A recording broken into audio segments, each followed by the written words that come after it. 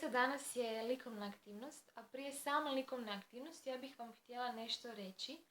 A to nešto je da su nas tete jako uveselili vaši radovi kroz ova 2 tjedna što ste nam slali. I da nam je jako lijepo bilo vidjeti i vaše fotografije, i vaše videiće, i vaše likovne radove. I čuti i vidjeti zapravo vaše pozdrave. I da nam je to utoplilo srca i da smo jako zahvalne vašim dragim mamama i tatama što su i nama omogućili da i mi isto malo vidimo vas. Eto, to sam vam samo htjela reći i da to znate. Eto, a sad da se ja vratim na ovu likovnu aktivnost. Likovna aktivnost izrade malog puža. Ja ću vam pokazati već što sam napravila, nešto malo. Ovako, uzela sam jednu veliku čašu, jer su mi bila potrebna 2 kruga, znate, jedan veći i jedan manji. Onda sam uzela veću, za veći krug nešto i nešto za manji krug. A ovo je manji krug, poklopac od jedne staklenke. I onda sam stavila na crveni kolaž papir.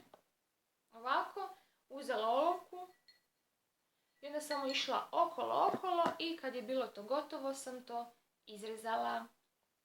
I onda sam dobila jedan veći i jedan manji krug.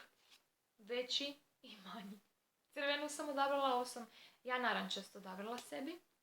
I onda sam mislila, pa pužić ima i rogove. I onda ću pužiću evo izrezati 2 roga, kao 2 štapića. Potom sam na ovaj krug, manji, na ovom manjem krugu napravila ovako nekakvu spiralicu. Malo se poigrala. A na nju se može štošta još dodavati, tipa nekakve točkice ili nešto još crtati, još dodati dodatne linije ili nešto raditi. I ostalo mi je samo da nešto još malko zalijepim i napravim, a to ću sad napraviti da vidite.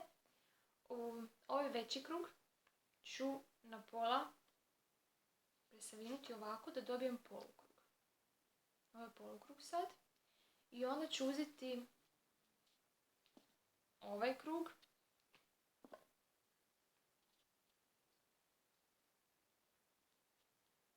i nalijepiti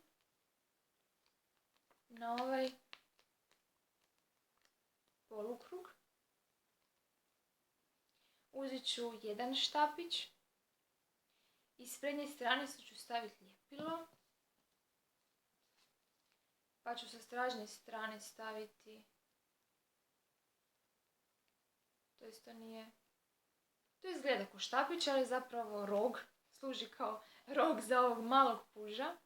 I onda ću uzeti ovo drugi rog i staviti ga, ovako nalijepiti. Evo ga, vrlo jednostavno i vrlo ovako kratko i eto puža. Vidite kak je crven, kako sam odabrala da bude crven ko ja. Vidite? Evo ga. I na njega možete još štošta dodavati, ukrašavati ga stvarno na svoje načine kako vi želite. Eto, veselim se vašem pužu, veselim se vidjeti vašeg puža. Hoće li to biti nekakav veliki puž, nekakav samo mali puž, nema veze. Kakvu boju ćete odabrati, to isto ostavljam vama prema vašem izboru. I da uživate u tom kreativnom procesu. Veselim se jako.